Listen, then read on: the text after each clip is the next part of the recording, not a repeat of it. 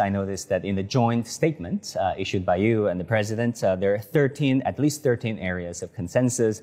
You also talk about mining and infrastructure, whereby the joint statement reads, the two countries will consolidate cooperation in mining and resolve the current issues, problems in a quote-unquote fair, practical, and trust-based manner.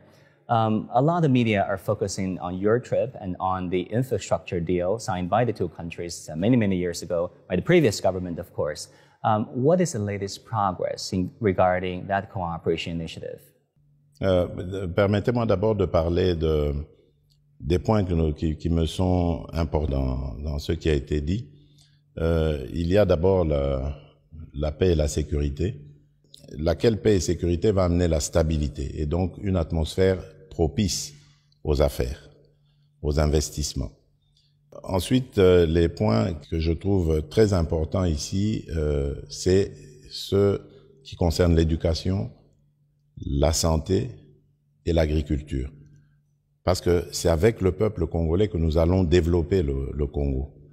Il faut que le peuple soit éduqué, il faut que le peuple soit en bonne santé, il faut que le peuple soit bien nourri. La sécurité alimentaire, c'est important.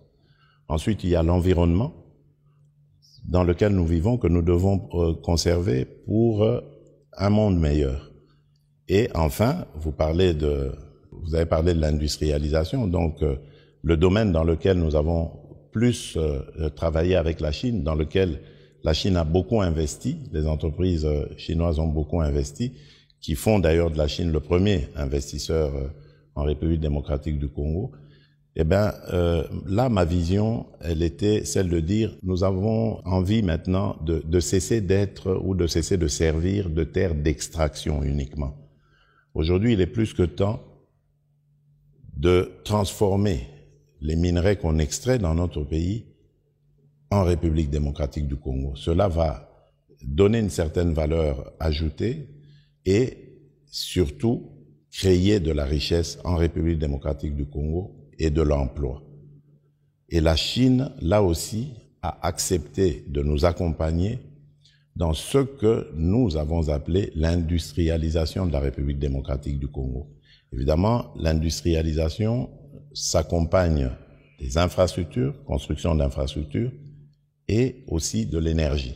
Ce sont deux grands défis que nous voulons relever dans les 10 années qui viennent, et la Chine s'est positionnée pour nous accompagner, ce qui fait que nous pouvons dire que notre coopération, notre partenariat ne pourra être que gagnant-gagnant à l'avenir.